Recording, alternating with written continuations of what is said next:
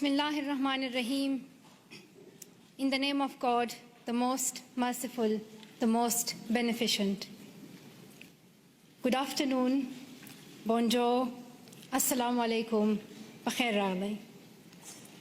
Mr. Prime Minister, Madam Trudeau, Sophie, Mr. Speaker, members of the House, members of the Senate, distinguished guests, my parents, Ziauddin and Torpikai,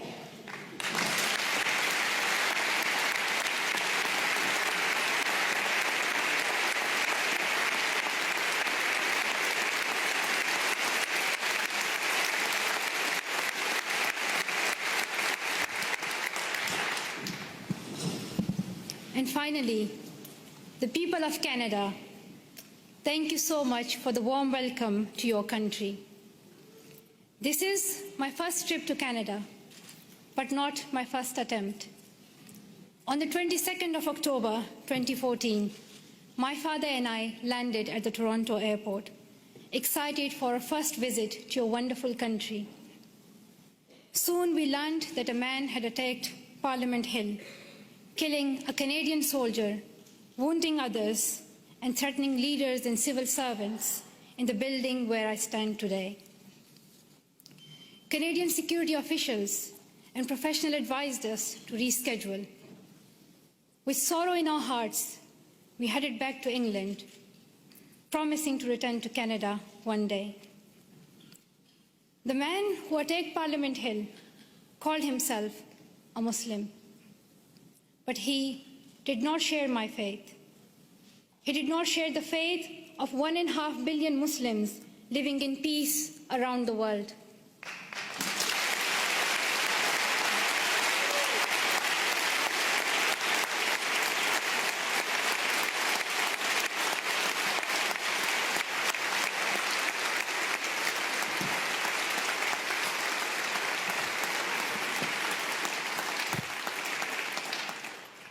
Sorry, the podium became too high, so I'm short-sighted, I couldn't read some of the words.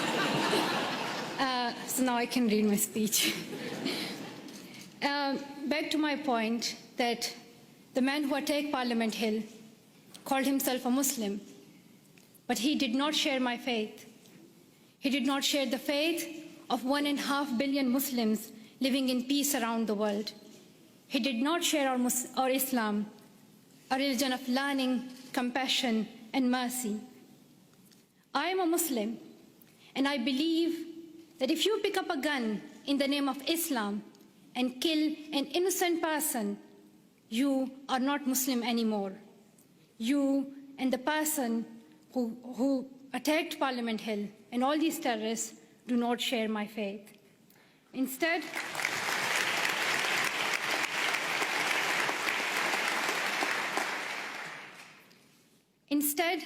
he shared the hatred of the man who attacked Quebec City Mosque in January, killing 6 people while they were at prayer. The same hatred as the man who killed civilians and police officers in London 3 weeks ago. The same hatred as the men who killed 132 school children in Pakistan Army Public School in Peshawar. The same hatred as the man who shot me and my 2 school friends. These men have tried to divide us and destroy our democracies, our freedom of religion, our right to go to school. But we and you refuse to be divided. Canadians, wherever you are born, however you worship, stand together. And nothing proves this more than your commitment to refugees. Around the world, we have heard about Canada's heroes. We heard about the members of the First United Church here in Ottawa, who sponsored newlyweds Amina and Ibrahim. A few months later, the family had their first child, a little girl named Maria. The church decided to raise more money to bring Abraham's brother and family to Canada, so Maria could grow up with her cousins. We heard about Jorge Salazar in Vancouver, who came to Canada as a child refugee, fleeing violence in Colombia. As a young adult, He's working with today's children, immigrants, and refugees, helping them adopt with the new culture and country. And I'm very proud to announce that Farah Muhammad, a refugee who fled Uganda and came to Canada as a child, is Malala Fund's new CEO, a Canadian who will now lead the fight for girls' education around the world.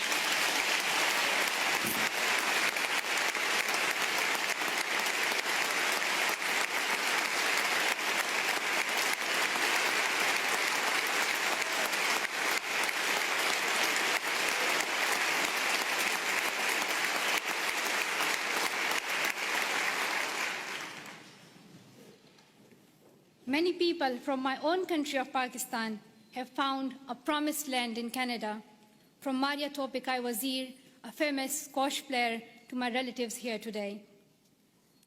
Like the refugees in Canada and all around the world, I have seen fear and experienced times when I did not know if I was safe or not. I remember how my mom used to put a ladder at the back of our house so that if anything happened, we could escape. I still remember that I would read a Quranic verse, Ayatul Kursi, every night to protect our family and as many people as I could.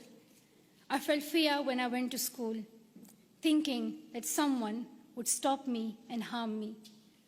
I would hide my books under my scarf. The sound of bombs would wake me up at night. Every morning I would hear the news that more innocent people have been killed. I saw men with big guns in the streets. There's more peace now in my home of Swat Valley, Pakistan. But families like mine, from Palestine to Venezuela, Somalia to Myanmar, Iraq to Congo, are forced to flee their homes because of violence. So your motto and your stand, "Welcome to Canada," is more than a headline or a hashtag. It is the spirit of humanity that every single one of us would yearn for if our family was in crisis. I pray that you continue to open your homes and your hearts to the world's most defenseless children and families, and I hope your neighbors will follow your example.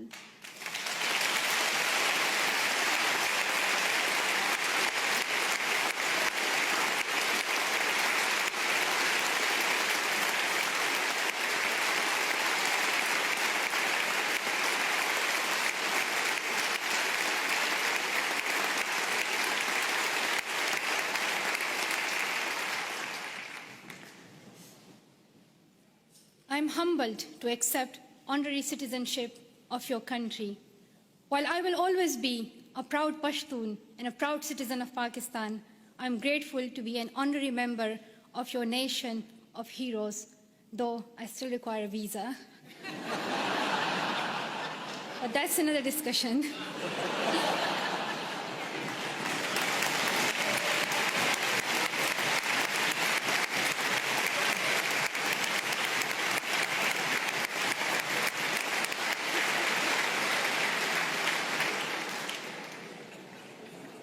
I was also very happy to meet Prime Minister Trudeau this morning. I'm amazed by his embrace of refugees, his commitment to appointing Canada's first gender-balanced cabinet, and his dedication to keeping women and girls at the center of your development strategy. We have heard so much about Prime Minister Trudeau, but one thing has surprised me. People are always talking about how young he is. They say that he is the second youngest Prime Minister in Canadian history. He does yoga, he has tattoos, and a lot more. And while I was coming here, everyone was telling me, like, shake Prime Minister's hand and, like, let us know how he looks in reality. And people were just so excited about meeting Trudeau. I don't think anyone cared about the Canadian honorary citizenship. While it may be true that Prime Minister Trudeau is young and he is young head of government, I would like to tell something to the children of Canada, that you don't have to be as old as the very young Prime Minister Trudeau to be a leader.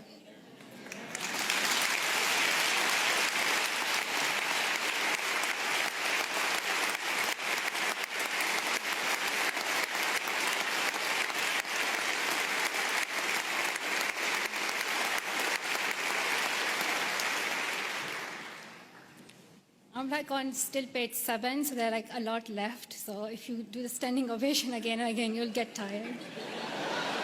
Just to let you know, there's a lot left. But I want to share my story that I want to tell the children of Canada that when I was little, I used to wait to be an adult to lead. But I have learned that even a child's voice can be heard across the world. And to the young women of Canada, I want to say, let's step forward, raise your voices, and the next time I visit, I hope to see more of you filling these seats.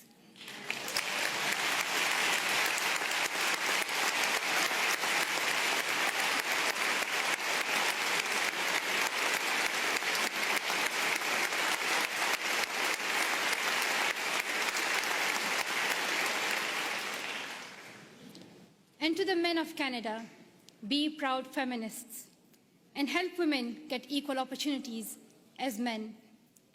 And to the leaders of Canada today in this room, though you may have different politics and policies and priorities, I know each one of you is trying to respond to some of our world's most pressing problems. I have traveled the world and met many people in many countries. I have first-hand experience and I've seen many problems that we are facing today: war, economic instability, climate change, and health crises. And I can tell you that the answer is girls. Secondary education can transform communities, countries, and our world. And here's what the statistics say. I'm saying it for those who still don't accept education as important. There are some, but I hope they will hear that if all girls went to school for 12 years, low and middle income countries could add $92 billion per year to their economies. Educated girls are less likely to marry young and contract HIV, and more likely to have healthy and educated children.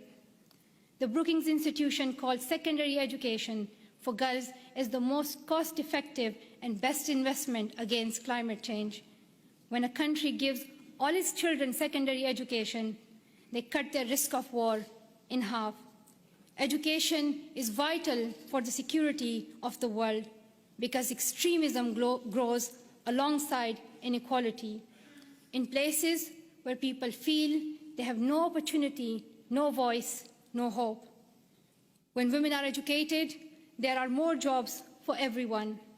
When mothers can keep their children alive and send them to school, there is hope. But around the world, 130 million girls are out of school today. They may not have read the studies and they may not know the statistics, but they understand that education is the only path to a brighter future, and they are fighting to go to school. Last summer, on a trip to Kenya, I was introduced to the bravest girl I have ever met. At age 13, Rahma's family fled Somalia and came to Dadaab, the world's largest refugee camp. She had never been inside a classroom, but she worked hard to catch up, and in a few years, graduated primary school. At 18, Rahma was in secondary school when her parents decided to move back to Somalia. They promised she could continue her education. But when her family returned to Somalia, there were no schools for her to attend. Her father said her education was finished and that she would soon marry a man in his 50s, a man she did not know. Rahma remembered a friend from the refugee camp who had won a scholarship in a university in Canada. She borrowed a neighbor's internet and contacted him through Facebook. Over the internet, the university student in Canada sent her $70. At night, Rahma snuck out of her house, bought a bus ticket, and set out on an 8-day-long trip back to the refugee camp, the only place she knew she could go to school. Through the Sustainable Development Goals, our nations promised every girl she would go to school for 12 years. We promised that donor countries and developing countries would work together to make this dream a reality for the poorest girls in the world. I know that politicians cannot keep every promise they make, but this is the one you must honor. World leaders can no longer expect girls like Rahma to fight this battle alone. We can gain peace, grow economies, improve our public health and the air we breathe, or we can lose another generation of girls. I stand with girls as someone who knows what it is like to flee your home and wonder if you will ever be able to go back to school. I stand with girls as someone who knows how it feels to have the right of education taken away and your dreams threatened. I know where I stand. If you stand with me, I ask you to seize every opportunity for girls' education over the next year. Dear Canada, I'm asking you to lead once again. First, make girls' education a central theme of your G7 presidency next year. Second, use your influence to fill the global education funding gap. You raised billions of dollars and saved lives when you hosted the Global Fund's replenishment in Montreal last year. Show the same leadership for education. Host the upcoming replenishment of Global Partnership for Education. Bring world leaders together and raise new funding for girls to go to school. If Canada leads, I know the world will follow. Finally, prioritize 12 years of education and schooling for refugees. Today, only a quarter of refugee children can get secondary education. We should not ask children who flee their homes to also give up their dreams. And we must recognize that young refugees are future leaders on whom we all depend for peace. The world needs leadership. The world needs leadership based on serving humanity, not based on how many weapons you have. Canada can take that lead. Our world has many problems, but we don't need to look far for the solution. We already have one. She is living in a refugee camp in Jordan. She is walking 5 kilometers to school in Guatemala. She is suing footballs to pay enrollment fees in India. She is every one of the girls out of school around the world today. We know what to do, but we must look inside ourselves for the will to keep our promises.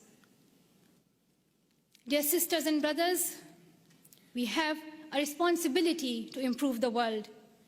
When future generations read about us in their books or on their iPads or whatever the next innovation will be, I don't want them to be shocked that 130 million girls could not go to school and we did nothing. I don't want them to be shocked that we did not stand up for child refugees as millions of families fled their homes. I don't want us to be known for failing them. Let the future generations say, we were the ones who stood up. Let them say, we were the first ones. We were the first to live in a world where all girls could learn and lead without fear. Let us be the ones who bring that change we want to see. Thank you so much for listening.